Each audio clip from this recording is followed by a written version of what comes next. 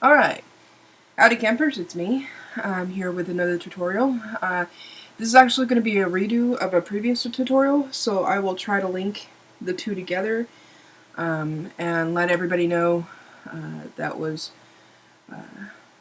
commenting on the first one how pleased they are, and let them know that there's an alternate way to do what I've been teaching. Now, I started getting into mesh. As you can see on my desktop, I have the shadow maps and stuff with mesh kits that I bought. But this one is going to be about the system shirts again. And the reason for this is because I learned in doing mesh that if you use the A map or shadow map as multiply on top of the objects or the templates that I'm making to put on the objects, that things turn out a lot more realistic than they were if I wasn't doing it that way, if I was just overlaying on top of them. And I'm going to show you what I mean by that by doing the system shirts first, and then I'll do another video shortly after this one to show you again what a mesh object doing the same things looks like. That way you have a comparison from the other two videos that I have done so far. Okay, so I've already got GIMP up and open and with the way it is. So let's get started, huh? You go up to File, and of course you open. And then you go to wherever you keep your stuff. I put most everything in creation stuff. Here's my fly with me. Now, as you can see, I've been saving things into the same file. This is because I wanted to keep everything organized, or fairly organized. But all of these have to go. So while we're here, or if it will let me, which it won't, I was going to delete them, but since it won't let me, we will, hold on while it thinks, we will go into the file anyway. Now, this is the lower part. I'm going to open the upper part and the trim. I've made them all three their own PSD files. And I've also already have the things colored. Now, the reason I did this, and I'll show you by opening up the original in a second and showing you, is because of the way you have to implement the new style that I've done. In fact, the only one I didn't do it was the trim, and that's because it's really easy to fix, to fit the way it's going to be. Okay, now that all three of these are open,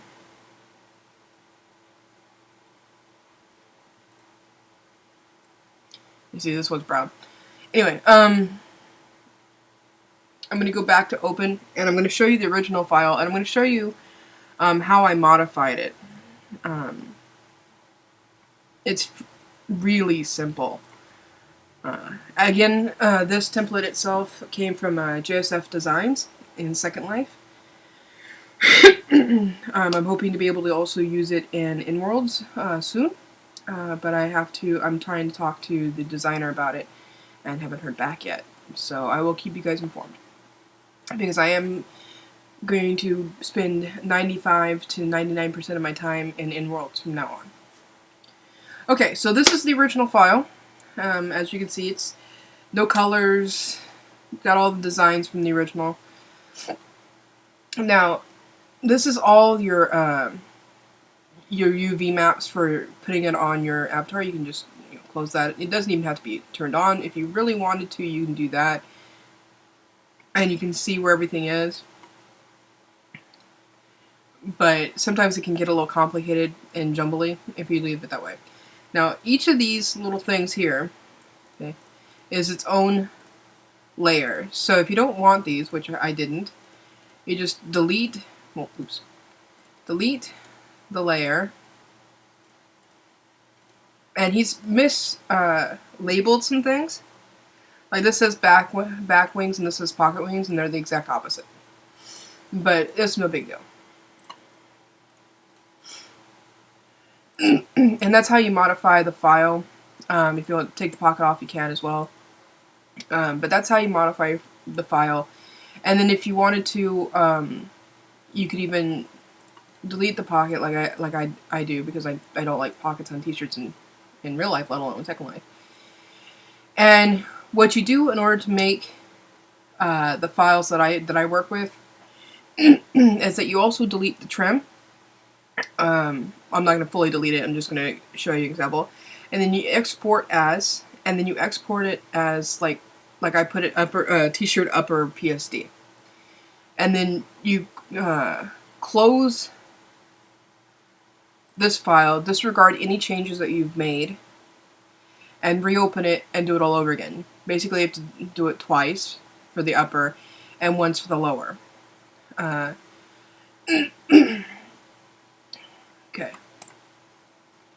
You can also change anything else that you want within that. Okay, now I'm going to show you something kind of interesting, because this is how I got the colors that I've got. You see how this is much more realistic than it was before when I was making shirts in the other video. The shininess isn't as shiny, you know, stuff like that. It's not just because of the color that the shirt is.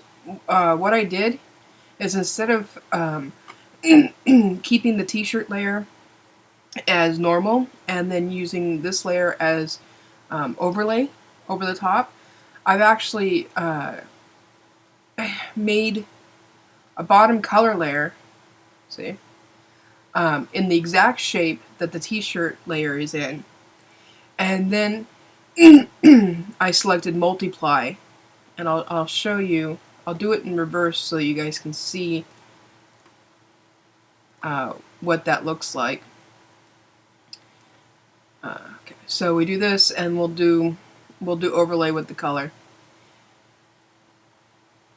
See how shiny and everything turns out? I would have to do, and you saw it in my original video, I would have to do multiple different color layers to get the deepness that I want of the brown. And it would still have this super shiny, like latex or spandex look to it.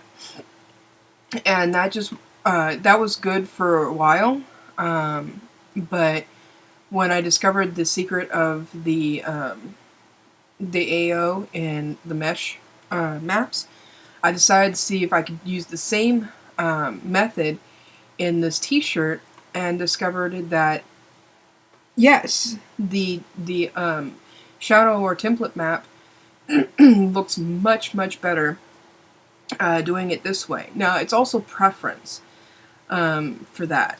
Just like you could leave it just like this, and it would still look good.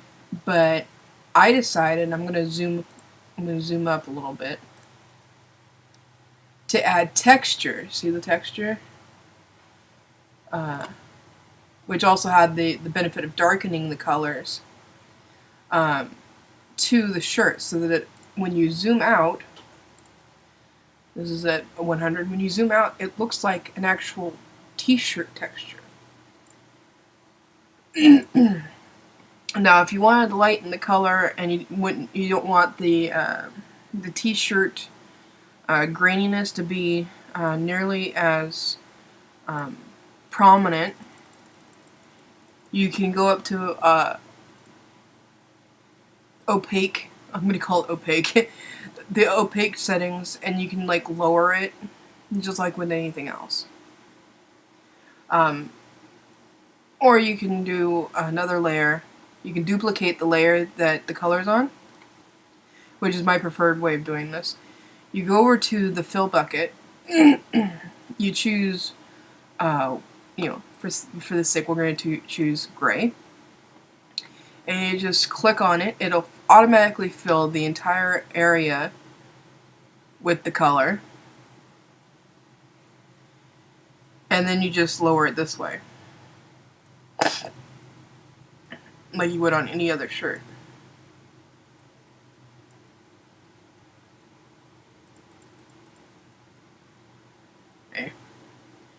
Now you still have brown, but it's you know, shiny. Well, not shiny, but you know, got the graininess to it. But it's more like a heathery, worn, a little bit more faded, I guess, brown. And you use the same method with the bottom layer, which is why it's already got the color there, is to keep it so I can just fill it with the bucket. It makes my life much easier. Because if you don't do this, if you don't make it the exact shape of the shirt or bottom or trim, and when you multiply it, because this is the benefits between overlay to compared to this. With overlay, you literally overlay the template over the top of the color, and it erases all the extra color in the layer, and you don't have to worry about making sure everything's shaped correctly. With the multiplying method that I'm demonstrating right now, you have to make sure, you have to make absolutely sure that the color stays within the template. This is why everything's exacting on here. Because if you don't make sure that it is in the template, the color will show up on your avatar.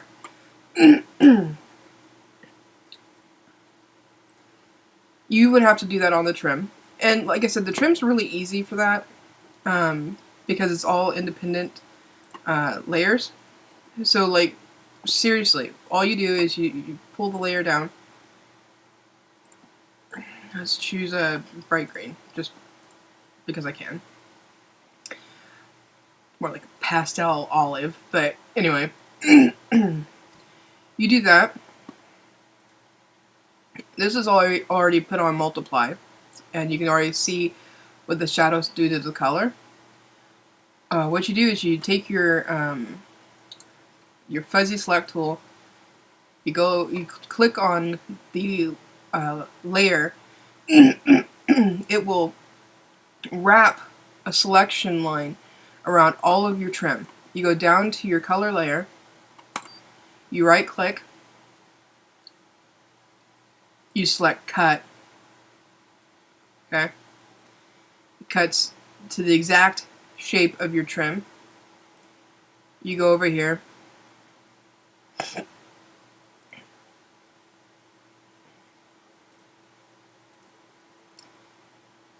and you select cut. Oop, wrong way. I forgot to do one extra step. 7 o'clock. When you select that extra trim area in here with the fuzzy tool, you have to invert your selection, I believe. Let's see. It's been a little bit since I've done this. Nope. You have to go back the other way. Okay. Would have been invert in a different one. So, just select none. Take the fuzzy tool, reselect that area, and cut it. There we go. Sorry about the confusion there. Alright, sorry I keep clearing my throat a lot. Having allergy problems. I know it's annoying. But that's how you get it to match the trim. It's a little bit more complicated with the shirt, because believe it or not, there is an area right along this seam here that's very small, but it gets color into it. Along the top here, there's some small areas that you have to watch out for. And then of course this big area here, that's all linked together. And then these little U's around it. This is also fairly easy, like the trim, but since it's such a big area, I really don't want to deal with it every single time, unlike the trim, which I have to tweak to fit the color still, even though we're using the new method. So I left it like that. Alright, now that's how I do what I call the multiply method compared to the overlay method. on my system shirts from JSF Designs. And as you can see, it, in my opinion, makes the shirts seem much more realistic, much less like latex or rubber. No, latex is rubber, or spandex. To get the t-shirt material texture, like I've been using, simply Google it. There's a ton of places online. Well, not a ton of places, but if you go into images, there are a ton of source images online that are completely free to use. Though do be careful that they are completely free. So before you download anything, go to the source page and make sure that they're giving it away for free and it's not a stock photo that they're charging for or copyrighted. Another good source of free materials is DeviantArt. Believe it or not, a lot of people on there make stock photos or patterns or Photoshop brushes, stuff like that, and to give away for free for people to use. Just pay attention to what they say in their Creative Commons copyright if they've got one, or in their comments on the actual object or artwork, because sometimes they will ask to be for it not to be used outside of DeviantArt, or to if you're going to use it outside DeviantArt, to write them for permission, etc., etc. If you're not sure, and I've run into this a couple of times, if you're not sure whether or not they would allow it or not, write them and wait. If you never hear from them again, then don't use it. There's a few different people that I've written over the past couple weeks that have never gotten back to me about it. Just be patient and keep looking, because there's a lot of stuff on there that they'll make it, they won't copyright it, they won't make any comments about it, or they'll just say, hey, free for personal or commercial use, just go ahead and use it. If you want to acknowledge them in your work, then you can, but they're not demanding about it. So just pay attention to what they say in their comments or in their Creative Commons licensing, and just have fun. Like, seriously. If you're going to make anything that has a copyright already, say it's a TV show theme or something that you saw on a website that you would like to have in Second Life that you wish you could get in real life, keep it for personal use. The Fair Use Act allows you to create these things for your own personal enjoyment, but you cannot sell them. There are exceptions to that rule, but in general, good rule of thumb is to not sell anything that can be misconstrued as stamping on somebody else's copyright. So if you want to make something that's Doctor Who themed, make sure it's something original and creative, and not just the Doctor Who logo stuck on a t-shirt. Because using that logo on a t-shirt, even if you only charge one linden for it, could get you sued and reported to Linden Labs just because that logo is copyrighted. However, if you want to look up what fair use is, go ahead. Make sure you read it really carefully, because fair use is a fairly flexible law, and it is a case-by-case basis on how a judge or a situation will react to it. So, anyway, I hope you enjoy all that information, and I will see you again when I start creating the mesh video that I'm about to do right after this one. So I'll talk at you later.